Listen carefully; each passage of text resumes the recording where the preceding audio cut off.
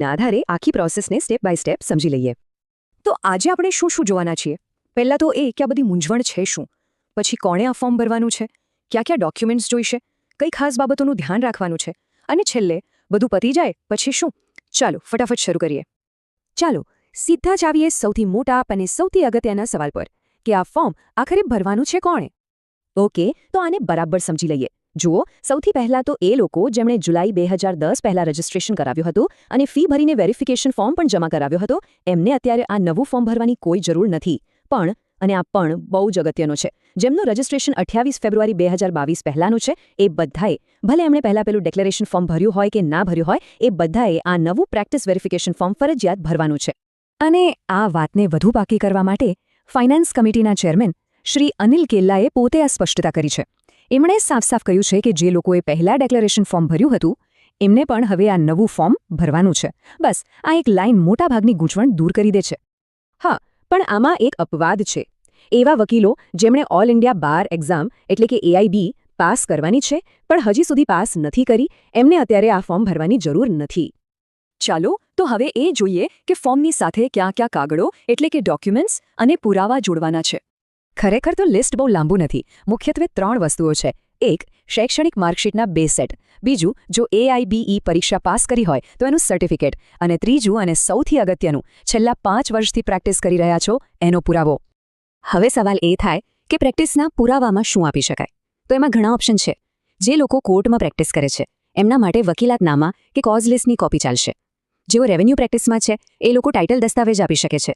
Notary કરતા હોય તો લાયસન્સની કોપી, ટેક્સ કે GSTની પ્રેક્ટિસ હોય તો કેસના ડોક્યુમેન્ટ્સ, અને આ બધામાંથી કંઈ ના હોય તો કોઈ સિનિયર વકીલ કે ફર્મના લેટર હેડ પર લખાવેલું સર્ટિફિકેટ પણ એકદમ માન્ય ગણાશે. પણ મનમાં એક સવાલ ચોક્કસ આવે કે માની લો કે આમાંથી કોઈ પણ પુરાવો હાથ પર ના હોય તો શું કરવાનું? એનો જવાબ છે આ આંકડો 50. હા, બાર કાઉન્સિલે એનો પણ રસ્તો કાઢ્યો છે. જો બીજા કોઈ પુરાવા ના હોય તો ચિંતા નહીં, બસ 50 રૂપિયાના સ્ટેમ્પ પેપર પર એક સોગંદનામું કરાવવાનું, જેમાં પોતાની પ્રેક્ટિસની વિગતો લખેલી હોય, અને એને નોટરાઇઝ કરાવીને જમા કરાવી દેવાનું. બસ આટલું જ. ચાલો હવે કેટલીક એવી ખાસ સૂચનાઓ જોઈએ જેનું ધ્યાન રાખવું ખૂબ જ જરૂરી છે, જેથી ફોર્મ ભરવામાં કોઈ ભૂલ ન થાય. અહીં એક નાની પણ બહુ જ અગત્યની વાત. જે પણ માર્કશીટની કોપી જમા કરાવો એ દરેક કોપી પર પોતાનું સનદ નંબર લખવાનું ભૂલતા નહીં. આ ફરજિયાત છે. નાની વાત લાગે છે પણ આ ભૂલને કારણે કામ અટકી શકે છે. હવે વાત કરીએ ફોર્મ એમાં સહીની. આમાં પણ એક સ્પષ્ટતા છે. જુઓ, જે લોકલ બાર એસોસિએશન છે એના પ્રમુખ કે સેક્રેટરીની સહી અને સિક્કો તો ફોર્મ જમા કરાવતા પહેલાં જ કરાવી લેવાનું છે. એ ફરજિયાત છે. પણ રહી વાત બાર કાઉન્સિલના મેમ્બરની સહીની, તો એની ચિંતા કરવાની જરૂર નથી.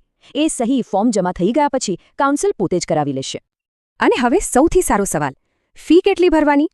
તો જવાબ છે 0. જી હા, બિલકુલ સાચું. જે પણ વકીલોનું રજિસ્ટ્રેશન 28 ફેબ્રુઆરી 2022 પહેલાંનું છે એમને આ ફોર્મ ભરવા માટે એક પણ રૂપિયો ફી તરીકે આપવાનો નથી. આ ફોર્મ બિલકુલ ફ્રી છે. સારું, તો માની લો કે ફોર્મ ભરાઈ ગયો, ડોક્યુમેન્ટ્સ જોડાઈ ગયા. હવે આગળ શું? આખી પ્રોસેસને આગળ વધારવા માટે બાર કાઉન્સિલે શું વ્યવસ્થા કરી છે એ પણ જોઈ લઈએ. જો આખી પ્રોસેસ બરાબર ચાલે એ માટે બાર કાઉન્સિલ પણ પૂરી રીતે એક્ટિવ છે. એ લોકો શું કરશે? સૌથી પહેલાં તો એમની વેબસાઇટ પર જિલ્લા પ્રમાણે વકીલોની યાદી મૂકવામાં આવશે. પછી આ જ યાદીઓ અને સર્ક્યુલર બધી લોકલ બાર એસોસિએશનને મોકલવામાં આવશે. એસોસિએશનને કહેવામાં આવશે કે આ માહિતી નોટિસ બોર્ડ પર મૂકે. અને એટલું જ નહીં, સભ્યોને મદદ કરવા માટે મીટિંગ ગોઠવવા માટે પણ કહેવામાં આવશે. અને આટલી બધી માહિતી પછી પણ જો કોઈને કંઈક સવાલ હોય કે પછી કોઈનો કેસ થોડો અલગ હોય તો એના માટે પણ વ્યવસ્થા છે. કામકાજના સમયે સીધો જ ગુજરાત બાર કાઉન્સિલની ઓફિસનો સંપર્ક કરી શકાય છે. તો આ હતી પ્રેક્ટિસ વેરિફિકેશન ફોર્મ વિશેની બધી જ જરૂરી અને સ્પષ્ટ માહિતી. અમારો હેતુ એ જ હતો કે બધી ગેરસમજ દૂર થાય અને આખી પ્રોસેસ એકદમ સહેલાઈથી પૂરી કરી શકાય. હવે આ બધું જાણ્યા પછી સૌથી છેલ્લો અને અગત્યનો સવાલ તો એ છે કે શું વેરિફિકેશન માટેના બધા ડોક્યુમેન્ટ્સ તૈયાર છે?